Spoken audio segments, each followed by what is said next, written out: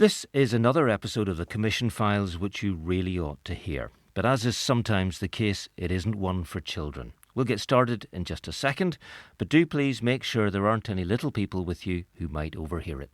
Right, here comes our tune.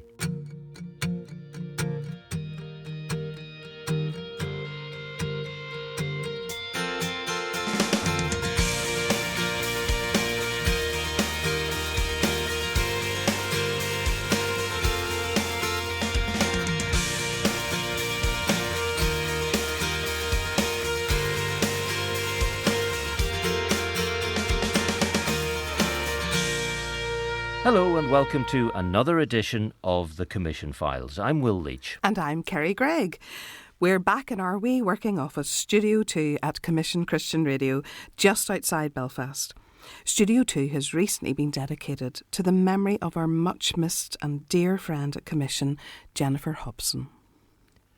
Kerry, we might call this a bit of a follow-up episode, hearing a bit more about something we learned together a few months ago.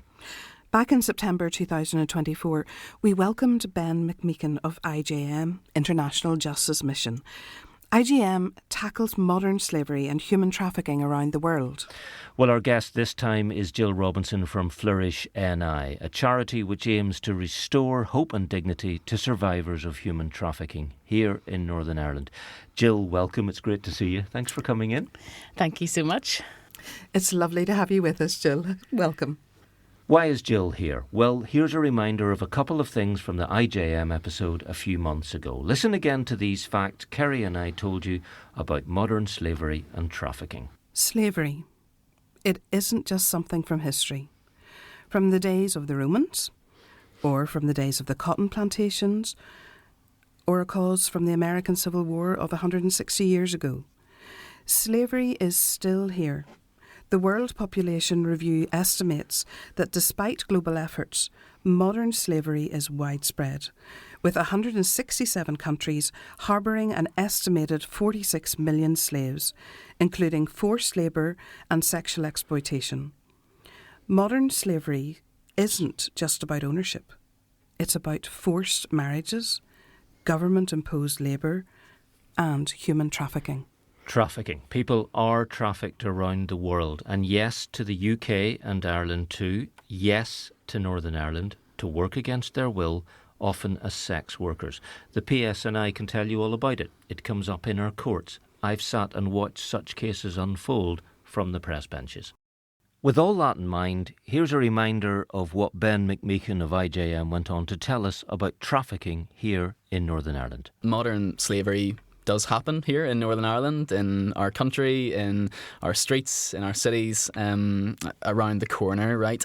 And we, over the years, have been able to begin to make some connections with the PSNI to begin to try and tackle this problem, along with lots of other organisations who are doing that. I mean, I can share one story recently that we were involved with, which was a young mum from Romania who was trafficked over to the UK, to Northern Ireland. She was promised a job opportunity to help look after her kids, but when she arrived, her documents were taken from her, and instead she realised that she was going to be forced into sexual exploitation. Now, thankfully, before anything happened, she managed to escape, report this to the police, and it was then that the local police got in touch with IJM to help assist them in the operation. And firstly, IJM came in to help this woman with her medical care, with her needs, from a law advocating for her in court. But then also working with the PSNI to actually find these perpetrators, those who were trafficking her too. And so we were able to make some arrests as a result of that. So this is happening, and IJM are playing a role in this. Well, if any of that is a shock to you, I'm sorry, but it's simple, undeniable fact. It's all in the public domain if you take the trouble to look. Jill, Flourish NI, who are you and what do you do? Flourish is a registered charity and we provide long-term support to survivors of modern slavery and exploitation here in Northern Ireland. How many people then are you having through your doors? I suppose we receive referrals every week into our service. At the moment, we are supporting in excess of 200 individuals who are potential victims of human trafficking. How do you actually get to hear about people? How do they find out about Flourish? Mostly it is a referral basis, so we receive referrals from statutory and non-statutory agencies. We also receive self-referrals from people who have heard about our service, from people who have looked us up on the internet, so a very wide range of referral pathways. Flourish has been going for 10 years now, and have you seen a difference over the last 10 years since you started? Yes, most definitely in terms of the number of people that we have been supporting. I suppose when I got involved with Flourish 10 years ago, we would have been seeing the number of statistics of people who were identified as potential victims in and around 50 per year. Now we're probably seeing it 10 years down the line, the statistics would be over 10 times that in one year of numbers being identified. So stark increases. Given how much it is increasing, Jill, is there an awareness, do you think, in the Northern Ireland public, in society, of just how big a problem it is? They may see the odd story in the news. They may think, oh, I don't really want to read about that. But I suspect most people don't really know how big an issue it's become. I think you're right, because I think when we go out and do talks on modern slavery, people think that that is still an issue that happens in another country and that doesn't necessarily happen here in Northern Ireland. So we need to get real, basically. Absolutely. You trained as an accountant. You're a chartered accountant. So why is a chartered accountant working with a charity like this? I'm fascinated just how you transfer the skills over.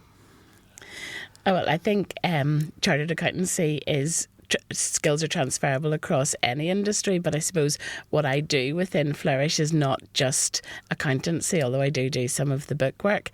So for me, it was very much a journey of faith for me in transitioning across to Flourish, and something that I had felt a call of God that I wasn't going to be an accountant for the rest of my life. But why this particular thing? You know, why dealing with the survivors of trafficking? You could have been doing anything. I think I had been involved with a church in Belfast, out on the streets, working out with girls on the streets in Belfast.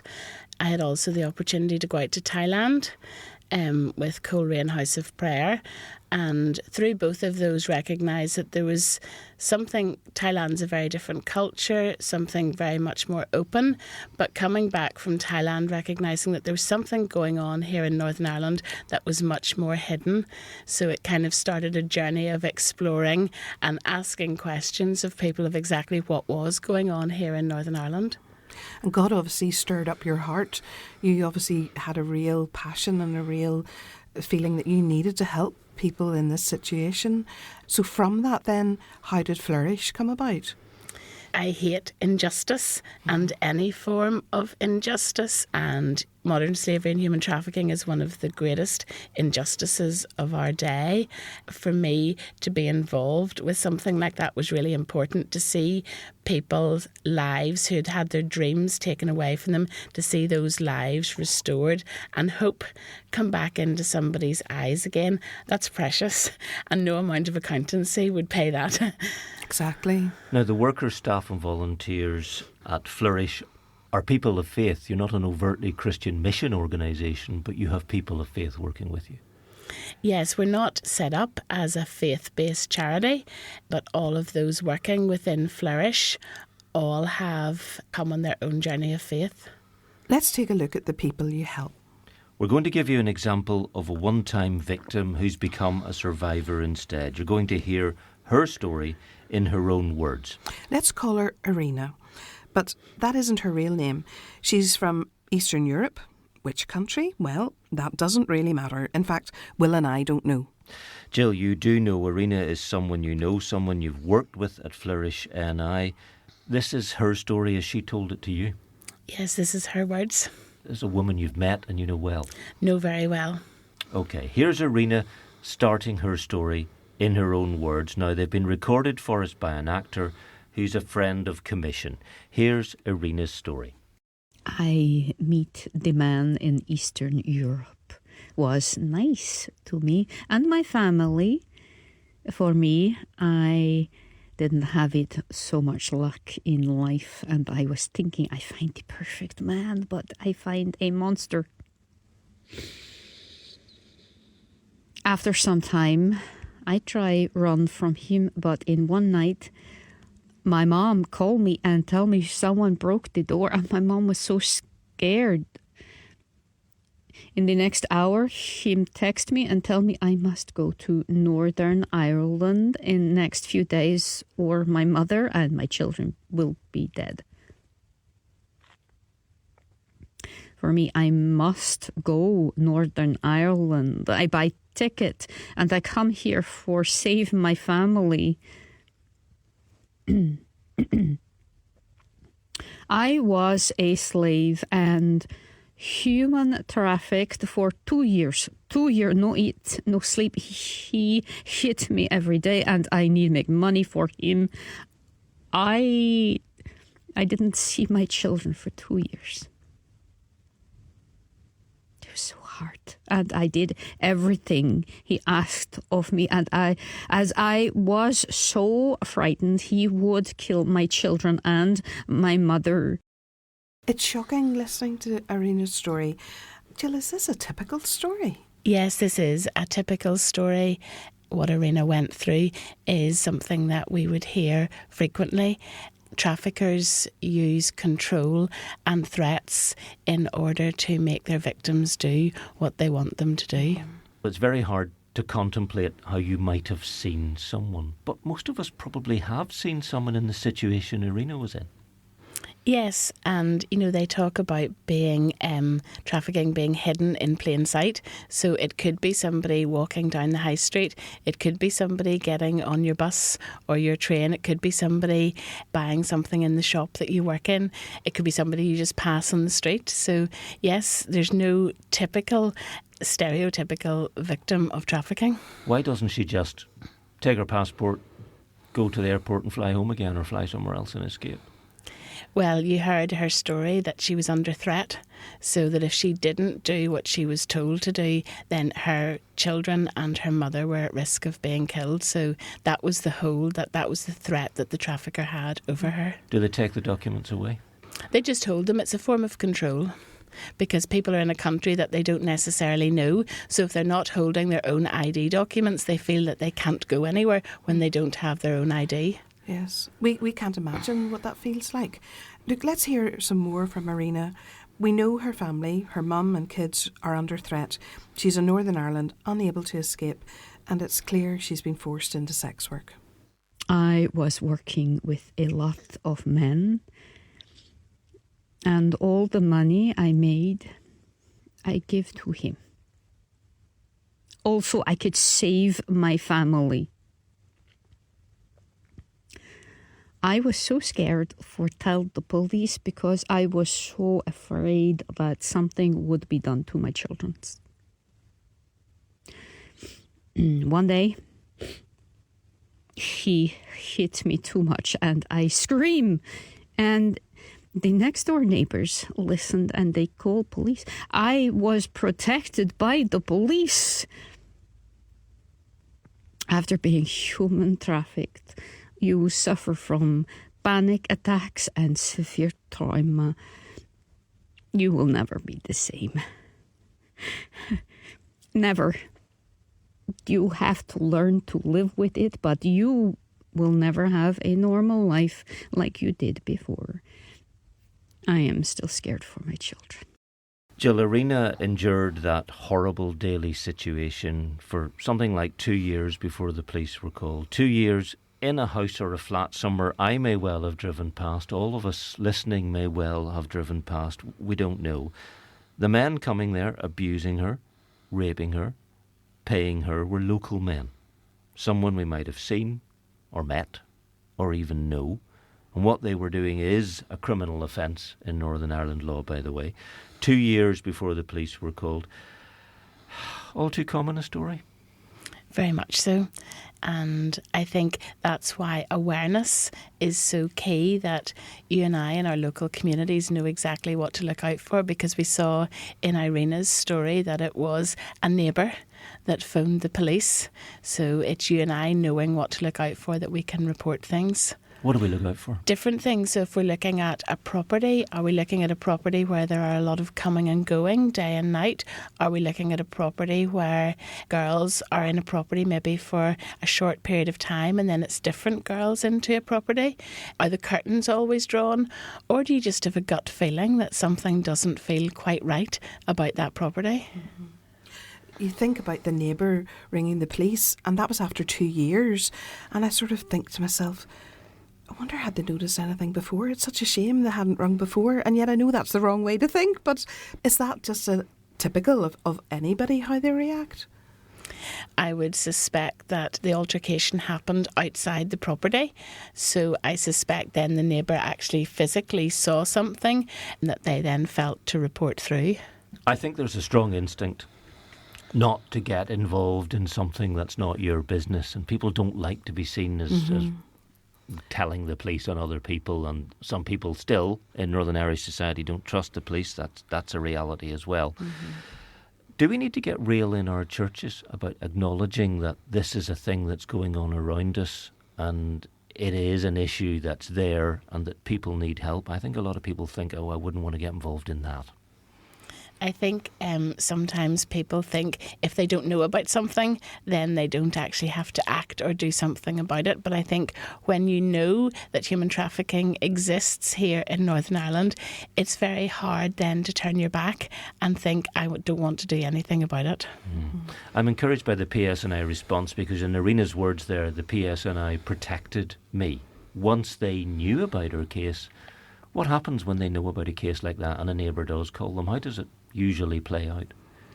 So the police responded to the incident right away and removed Irina from the scene, and the trafficker was arrested at that point.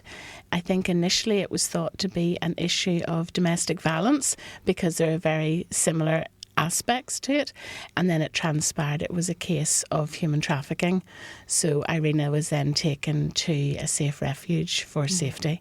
So the police must be trained to look out for this kind of thing and know the difference between a horrible case of domestic violence, and believe me, they get called to plenty of those, and something that's horrible as well, but even more sinister.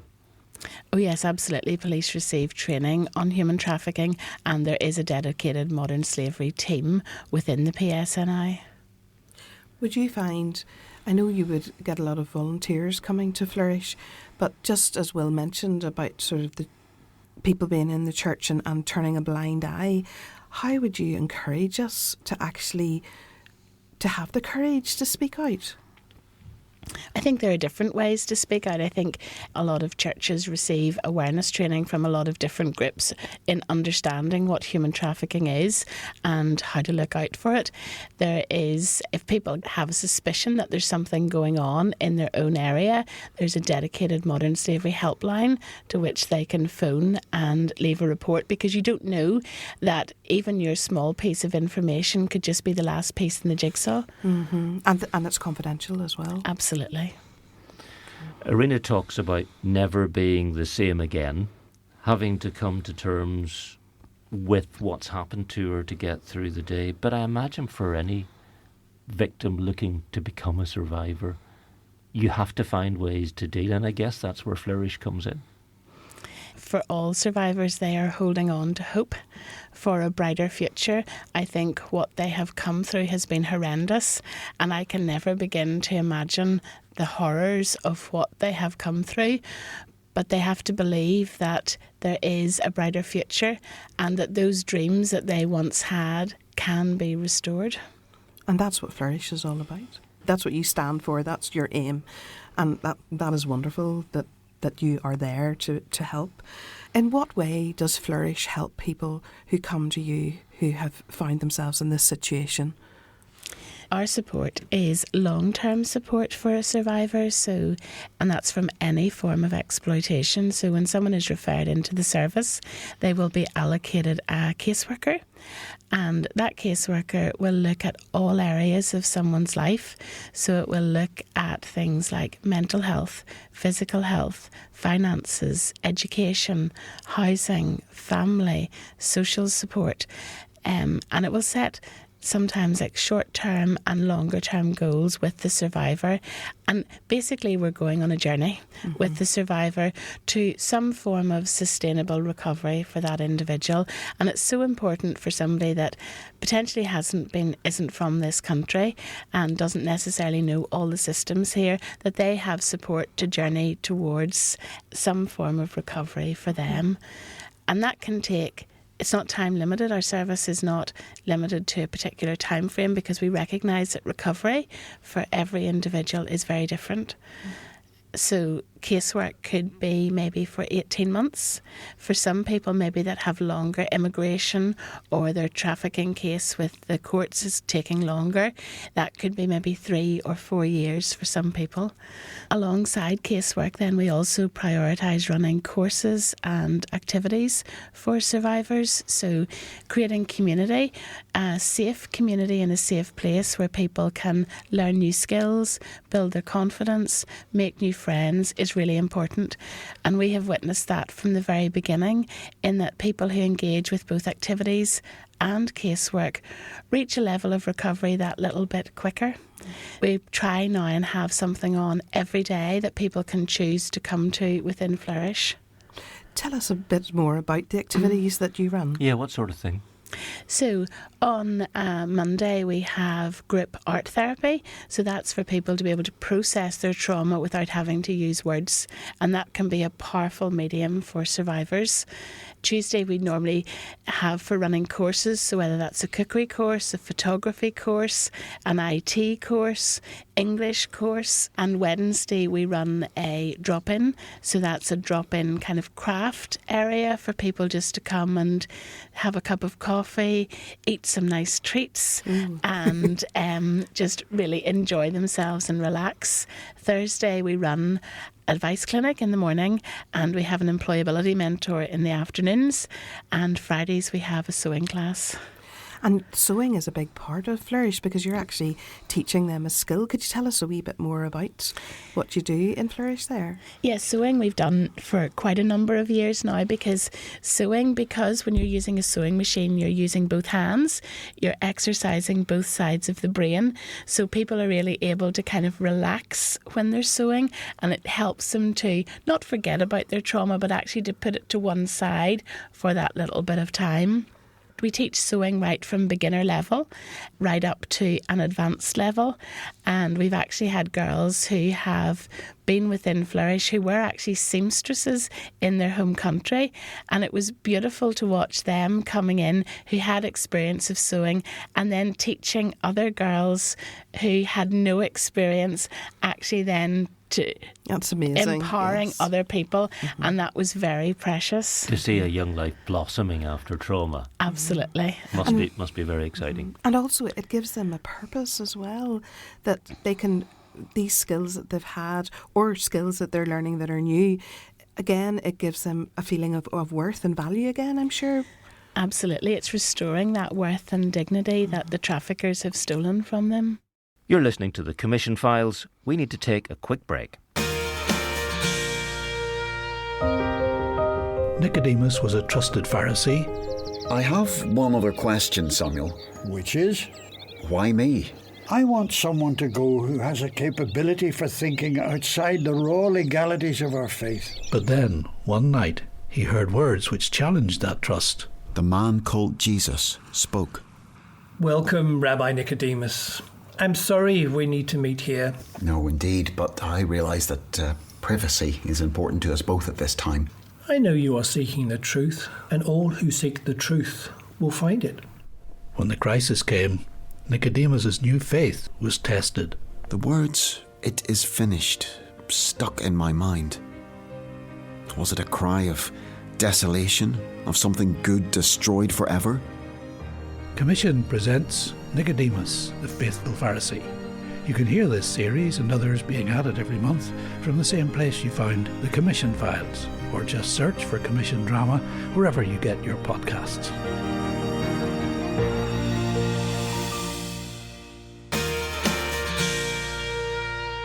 We're back with the Commission Files with Kerry and Will, and we're talking with Jill Robinson of Flourish NI. The police protected Irina from that particular situation and removed her from it, and she eventually was someone that you guys met. But I'm thinking about her family back at home, and these are the issues that must be at the back of their minds. Right, I'm no longer under the control of that person. Will he take it out, in Irina's case, on my mum and my children? How do they get that reassurance about the folk at home?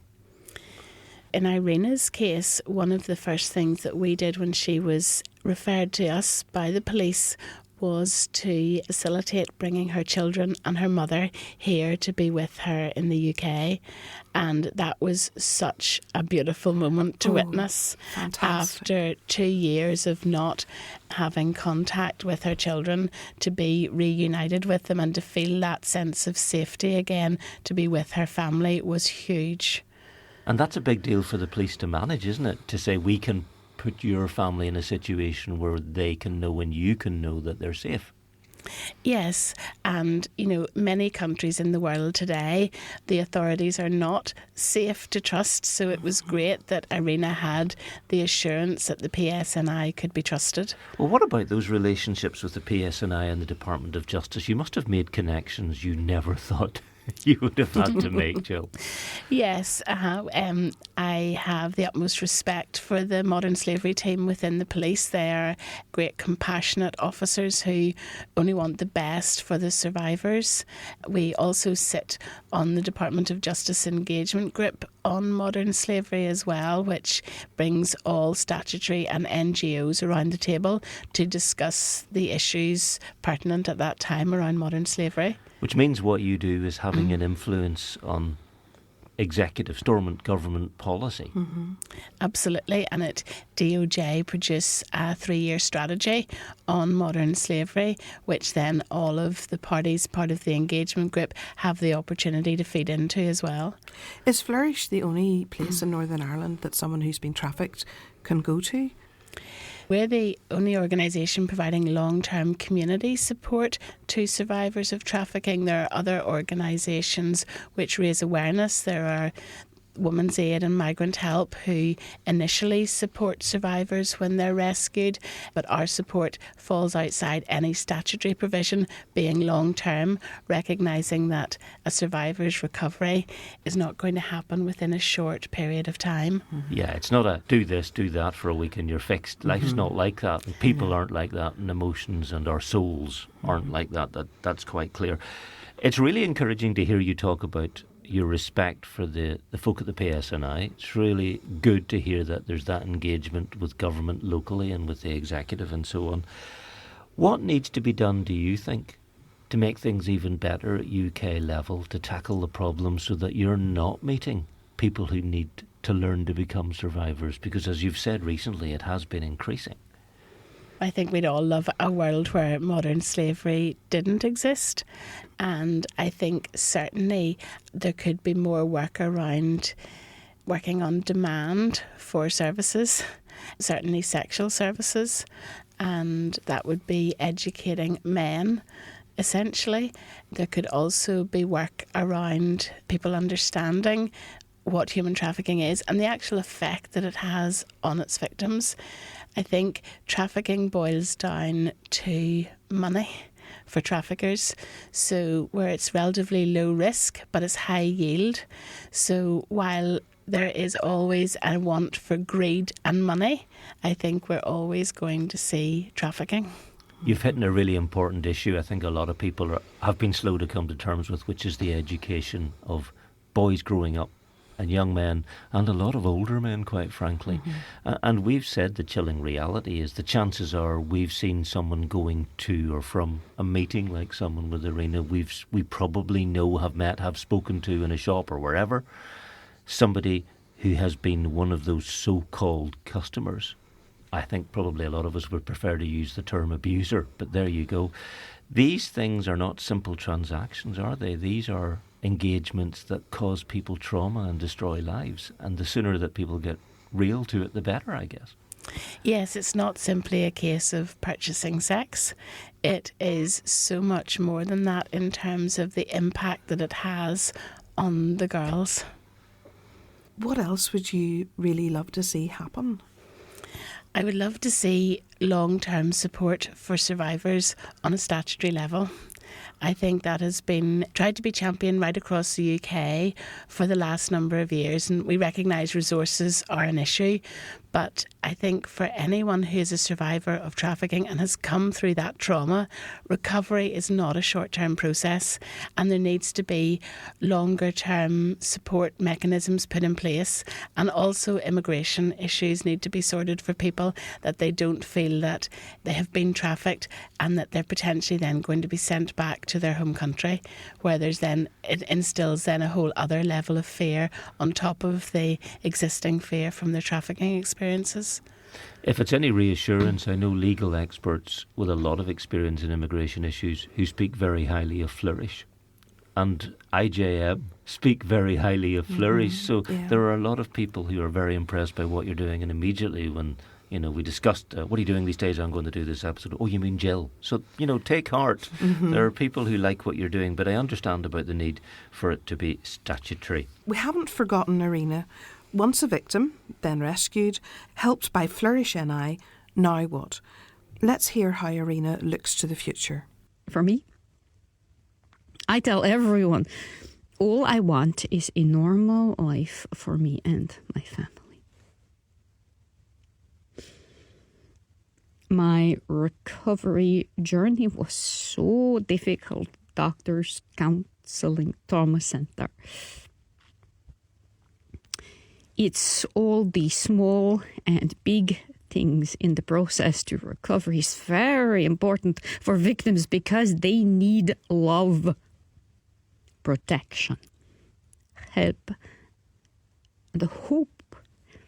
They have hope for start a new life and have power for learn to live with all traumatic past, for they come to believe, like me, is not more victim, is survivor, and is not alone, and doesn't have to think tomorrow what I do, what I eat, where I sleep. Flourish help me, for I be a survivor, and hope in one day I will have completely normal life. Powerful words there from Irina. Love, help, protection, hope, power, a new life, no longer a victim, but a survivor, a completely normal life. That's what your aim is in Flourish, isn't it? Yes, I think our aim is that we support survivors to be able to empower themselves so that they can move on to lead a safe, independent and resilient life. How's Irina doing now? Irina's doing well. Irina is in employment. Her children are in education. She has a little dog, which she loves to go out walking in the park with. And Irina would come in to Flourish and help other girls because she knows what that journey has been like for her, and she wants to support other people to recognise that they too can be survivors. Where does faith come into it along the way? I think for us within Flourish, we believe that we are the arms and feet of Jesus, and we show love, non-judgmental love to all these girls and guys that we support. And we don't need to go out and say, oh, we're Christians. Everybody knows. Because when somebody is hitting a hard time, quite often one of the caseworkers or myself will get a text, can you pray for me?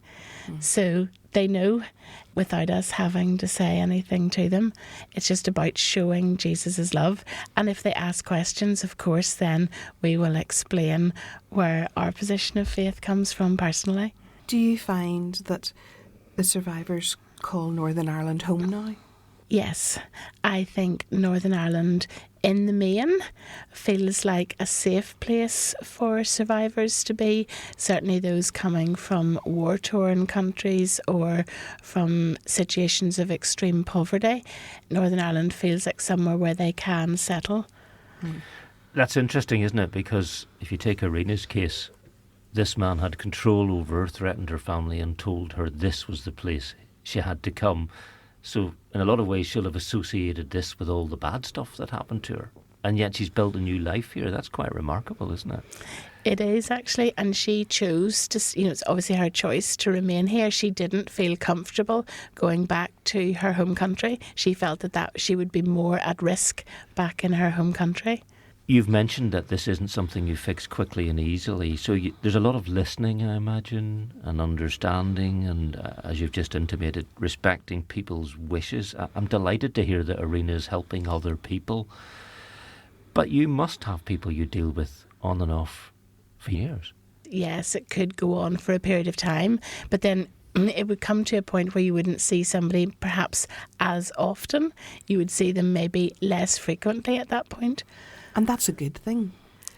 Yes. Absolutely. 'Cause we're about promoting independence. We're not about doing everything for somebody. We're about empowering somebody so that they can move on to lead that independent life for themselves. But they know they have you there and that drop-in centre if they need to go there.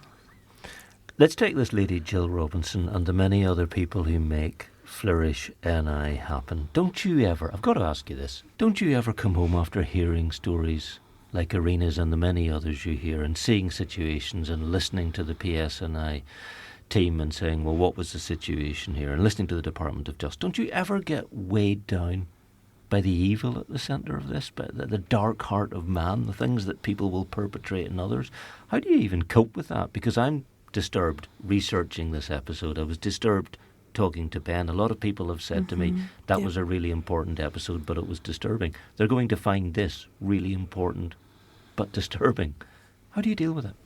It's a very dark issue. Human trafficking is a dark subject to talk about, and it's a dark world to be for those that are involved in it. And we're hearing stories day and daily. We're dealing with the aftermath of the trauma with people. For me, and probably for the staff in Flourish, our faith is probably our key, in the fact that at the end of each day we can lay it all before God and we can say, we can't carry these burdens, but God can, and God knows, and God hears. So it's very important for us as a team also that we have a time of prayer and just time of being together and sharing things that are on our hearts together. And we're a very close team, and we consider ourselves to be a family within the team of Flourish as well. How can people support Flourish? Well, I suppose I would direct you first of all to our website, www.flourishni.org. If you wanted, we're always looking for volunteers, or if you have a skill that you could teach at our drop-in session, please get in touch. We're always keen for those that have skills. Or you could financially support us through our Sponsor of Hope programme, which is a monthly giving programme which provides hope for a survivor for a brighter future. What about praying for you? Absolutely. Pray for not only for Flourish, but for all organisations, for the police, the DOJ, for strategies, for the right decisions for survivors, for those that are still caught up in Northern Ireland in this heinous crime. Mm-hmm. Can people advocate for anything to their MLAs or their MPs? I think yes, in terms of support around different issues that we would contact MLAs around housing issues, around immigration issues for survivors of trafficking. We have to recognise that a survivor of trafficking has come through untold trauma. So then to have additional issues when they're here trying to settle in Northern Ireland, and MLAs can intervene on those issues. Meanwhile, you keep going. You have to. Even for the one. Jill, thanks so much for telling us about Flourish NI. You do important work. Thanks for being there, but thanks for being here with us right now and explaining it to us. Yes, thank you so much, Jill. Thank you for the work that you do and that all your volunteers do, and we wish you every blessing as you continue. Yes, indeed, every blessing. Thank you. Thank you so much. We've put a few pictures of this episode with Jill in the places where you can find out about us. Have a look at the Commission Broadcast Centre Facebook page. There's our Instagram page at Commission Broadcast. There's our YouTube channel at Commission Christian Radio NI. All the podcasts are on there. Our website is commissionradio.org. Lots of new pictures, links and content are being added just now. Don't forget to sign up to listen to all our episodes and listen back to any you've missed. The Commission Files is on just about all the podcast platforms that we can get onto. That IJM episode with Ben McMeekin is from September 2024, so just scroll back 4 or 5 and there he is, and it is absolutely worth listening to. It's a good one. On many of them there is a text us option, another way to get in touch. We read them all, but we especially enjoy the nice ones. We do, we like the nice ones. Anyway, from all of us at Commission, thanks for listening and we'll be back soon. Bye. Bye.